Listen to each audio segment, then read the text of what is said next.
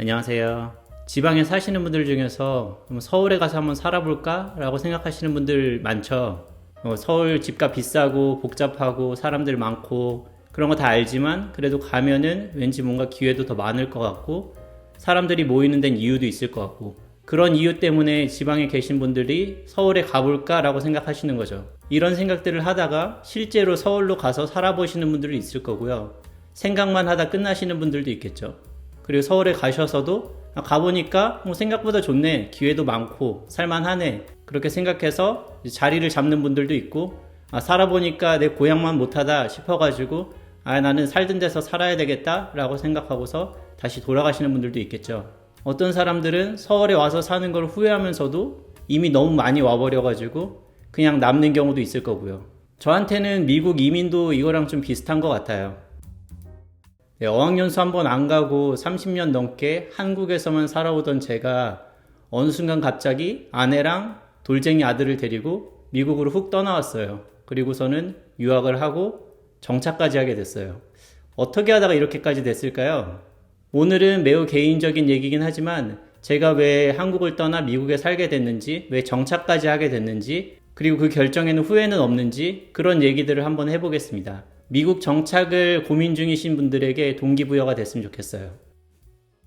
저 같은 경우 미국으로 유학 오기 전부터 한국을 떠나서 좀 새로운 곳에서 살고 싶다는 생각을 많이 했었던 것 같아요. 이제 어릴 때부터 시작해서 초등학교, 중학교, 고등학교 지나서 대학교 가고 군대 갔다 복학해서 졸업하고 그리고 나서 회사까지 들어가고 나니까 너무 정해진 대로만 살다 보니까 어느 순간 20대 중반이 지나 있더라고요. 제가 하고 싶은 게 뭔지, 어떻게 살고 싶은지 그런 거는 고민해 볼 틈도 없었던 것 같고요. 어릴 때는 공부해라, 공부해야 좋은 대학 간다, 그래야지 좋은 데 취직해서 잘 살 수 있다. 그래서 공부하다가 대학 가고, 대학 가니까 또 취직해야 되고, 그렇게 살아왔던 것 같아요. 전공 살려가지고 좋은 회사에 들어갔는데 아침에 한 6시에 출근해서 저녁에 집에 들어오면 10시, 11시. 내가 뭘 하는지도 모르고 시간이 계속 흘러가더라고요. 열심히 살긴 하는데 내가 행복한가? 사실 그런 걸 물어볼 시간도 없었어요. 그냥 바쁘게 하루하루를 살아갔었어요. 그리고 나는 이제 몇 년을 이렇게 일을 하게 될까? 저 앞에 앉아 계신 부장님, 50대 부장님, 내 미래의 모습일 것 같은데 열심히 일해서 내가 얻고 싶은 게 저기 앉아 계신 부장님이 되는 건가? 물론 회사에서 성공하고 싶으신 분들 있죠. 그분들의 목표를 비하하겠다는 게 아니라 제가 그런 생각이 들었다는 거죠. 그때 문득 이렇게는 안 살고 싶은데 그런 생각이 드는 거예요. 한 번밖에 못 사는데 이렇게 살다가 가면은 너무 억울할 것 같은 생각이 들었어요. 그래서 새로운 삶을 살고 싶지만 제가 그때까지 걸어온 경력이라고 해봤자 이제 학부 졸업한 거 가지고서 얻을 수 있는 옵션 중에서 제가 제일 좋은 걸 가지고 있더라고요. 그렇다고 제가 뭐 사업을 할 역량도 안 되고 돈도 없고 회사를 떠난다 해도 또 비슷비슷한 회사에 가서 또 비슷하게 또 삶을 살겠죠. 그래서 이미 대학원을 가야 되겠다고 결심하기 전에 내가 살고 싶은 삶은 이 한국 내에서는 없는 것 같다라는 생각이 들었어요. 다시 한번 말씀드리지만 사람마다 삶을 바라보는 기준이 다르고 행복에 대한 생각이 다르기 때문에 제가 한국에서 행복하게 잘 지내시는 분들에 대해서 얘기하는 게 아니라 제가 그때 그런 생각을 가지고 있었다는 걸 말씀드리는 거예요. 저도 그랬지만 나중에 애들이 태어나면은 애들은 나처럼은 안 살게 하고 싶다 이런 생각도 강했었어요. 다양한 사람들 만나고 다양한 생각을 하면서 좀 자유롭게 살 수 있으면 좋겠다라는 생각을 했었어요. 아무튼 30년 가까이 한국에서만 살아오던 제가 외국 경험도 없는데 어디 가서 제가 뭘 할 수 있었겠습니까? 마음만 그렇지. 그때 우연히 미국 대학원 유학을 돈 받으면서도 할 수 있다는 얘기를 들었어요. 그 당시 이제 독일 유학도 생각해 봤었거든요. 학비가 싸다고 해서. 그런데 영어가 아무리 힘들고 어렵고 저도 학교에서 책으로만 배운 영어라서 말도 한마디 잘 못하지만 그렇다 해도 다른 나라 말을 처음부터 시작하는 거랑은 레벨이 완전 다르죠. 그렇게까지는 못하겠다라는 생각이 들어서 그럼 미국으로 유학을 가야 되겠다라고 마음을 굳혔죠. 그래서 이게 저의 첫 번째 미국으로 떠난 이유였어요. 내 삶을 찾자. 그때 제가 항상 얘기하던 게 사람 한 번 살지 두 번 사냐. 그런데 그것 때문만이라면은 아무리 한국을 떠나고 싶었다 하더라도 유학을 쉽게 결정하지 못했을 거예요. 결국 유학을 간다는 거는 공부를 내 일로 해야 된다는 거니까요. 그런데 한국 회사를 다니면서 동시에 공부에 대한 열망도 커지기 시작했어요.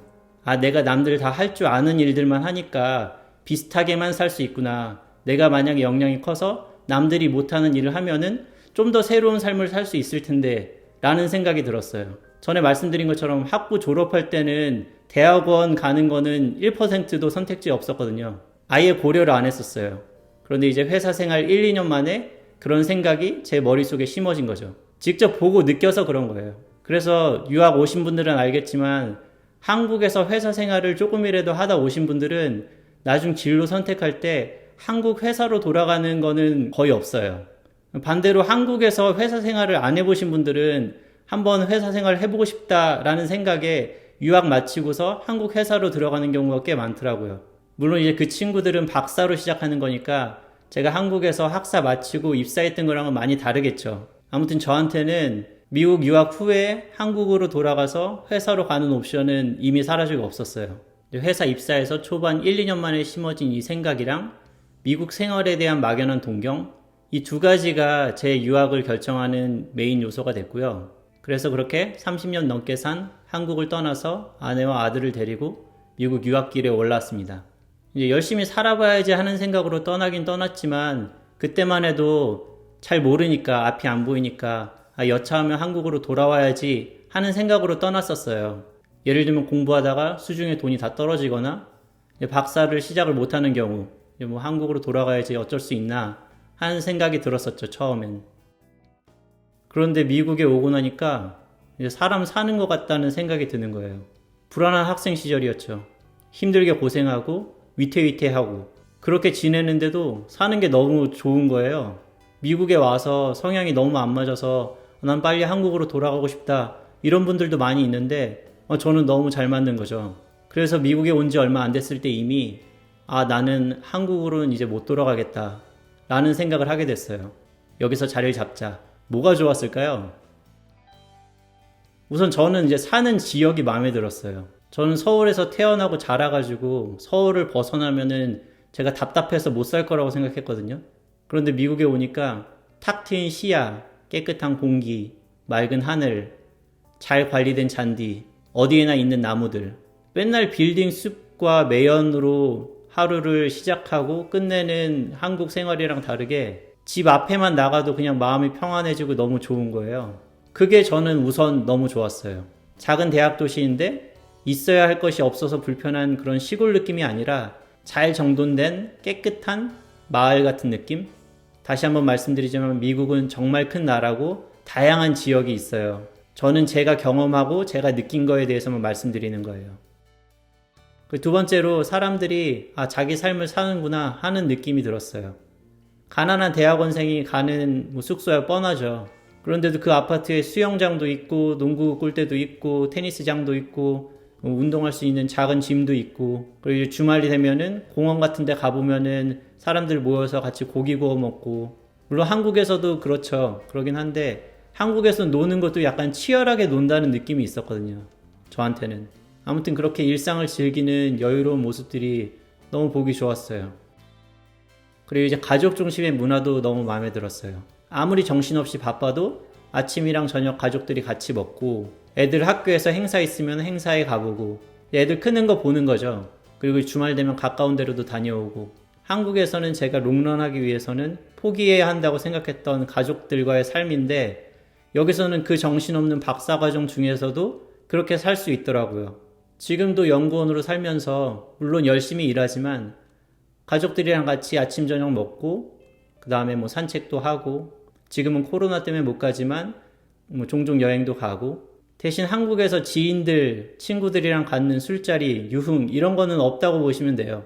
그런 걸 희생해서 가족들과의 삶을 사는 거죠. 저한테는 그게 좋았는데 어떤 분들은 지루하다고 하실 수도 있을 것 같아요. 개인 성향 차이인 것 같고요. 제가 유럽에서 안 살아봐서 비교를 못하지만 유럽이랑 미국, 한국 다 살아보신 분들은 미국보다도 유럽이 낫다는 얘기를 하긴 하더라고요. 그리고 애들 교육도 여기가 좀 더 마음에 들었어요.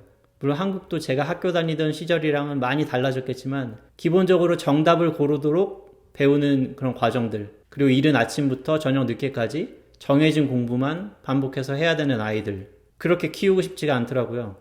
그러니까 한국에서 제가 학생 시절일 때는 다 그렇게 사니까 그게 이상한 게 없었거든요. 그게 당연한 거라고 생각했는데 나와서 보니까 그게 꼭 당연한 건 아니구나 라는 생각이 들었어요. 미국에서 애들 키우면은 아시겠지만 애들이 좀 자유로워요. 몸에 좀 힘이 덜 들어간다고 해야 되나? 일상에 긴장이 좀 적은 상태로 유년 시절, 그 다음에 청소년 시절을 보내게 되는 것 같아요.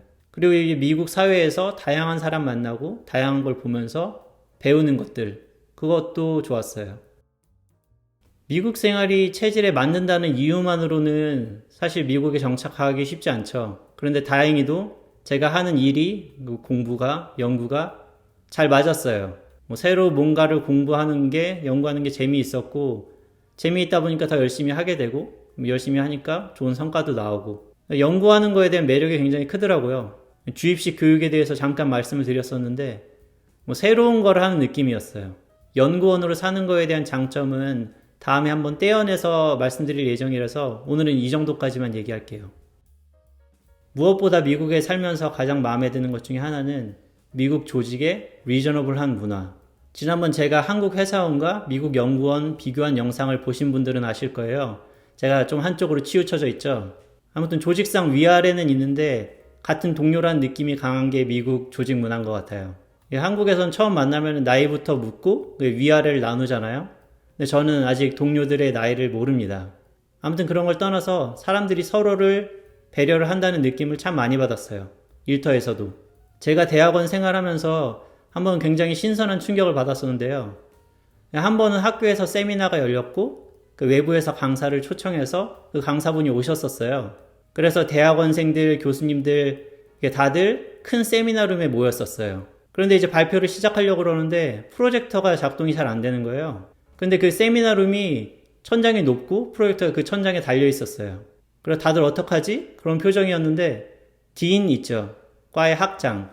그분이 좀 키가 크신 분이었는데 갑자기 책상에 올라가시면서 그래도 내가 이 중에서는 키가 좀 크잖아. 그러면서 프로젝터를 껐다 켜고선 내려오더라고요.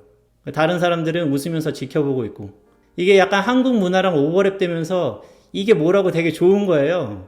한국이었으면 디인이 아무리 키가 크다고 해서 그 학장이 그 위에 올라갔을까? 특히나 외부인이 보는 앞에서 아마도 다른 교수님한테 눈짓을 했을 거고 그 교수님은 다른 학생을 쳐다봤을 거고 그 집단 중에 가장 신입인 석사 학생 한 명이 거기 올라가서 그걸 해결하고 내려오지 않았을까. 그리고 세미나가 끝나고 나면 준비를 맡았던 누군가는 교수님들의 질책을 받지 않았을까 라고 생각을 했어요.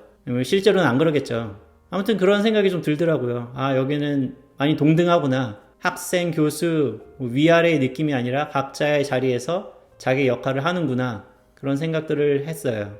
아무튼 이런 작은 일상의 차이들이 저를 좀 마음을 편하게 만들어주더라고요. 오늘은 제가 왜 미국에 남기로 했는지 말씀드리는 자리니까 작정하고 좋은 얘기들만 하는 거 아실 거예요. 어떻게 사람 사는데 좋은 일만 있겠습니까? 좋은 일, 나쁜 일, 잘 맞는 거, 안 맞는 거. 이런 생각들이 다 모여가지고 방향이 정해지는 거죠. 아, 난 남아야 되겠다. 아니면 떠나야 되겠다. 언젠가 미국에 살아서 어렵고 힘든 점에 대해서도 말씀드릴 기회가 있을 거예요. 아무튼 좋은 점이 더 크면은 가능한 남으려고 할 거고 나쁜 점이 더 크면은 가능한 떠나려고 하겠죠. 여러분들 어떠신가요? 나도 저런 데서 저 사람처럼 한번 살아보고 싶다 라고 생각하시는 분들도 있을 거고 저런 사소한 이유로 사는 곳까지 바꿔서 말도 안 통하는 데 가서 내가 살아야 돼 라고 생각하시는 분들도 있겠죠. 저한테는 어떻게 보면 이렇게 사소한 이유들이 제가 미국에 살아야 될 모티베이션을 제공했다고 생각해요. 어떤 거창한 이유들 때문이 아니라. 그런데 무엇보다 사람 한 번 살지 두 번 사냐 그런 마인드로 그래도 한 번 사는데 살아보고 싶은 데서 살아야지 그 마음이 다른 거창한 어떤 이유들보다 더 중요하다고 생각해요. 한 번밖에 못 사는데 살고 싶은 데서 하고 싶은 거 하면서 살아야죠. 그렇다고 저희가 나쁜 일을 하는 것도 아닌데 여러분도 마음속에서 뭔가 꿈틀대신다면 아 나도 해보고 싶다 하시면 해보세요. 사람 한 번 살지 두 번 삽니까? 저는 과거로 다시 돌아가도 이 선택을 할 거예요.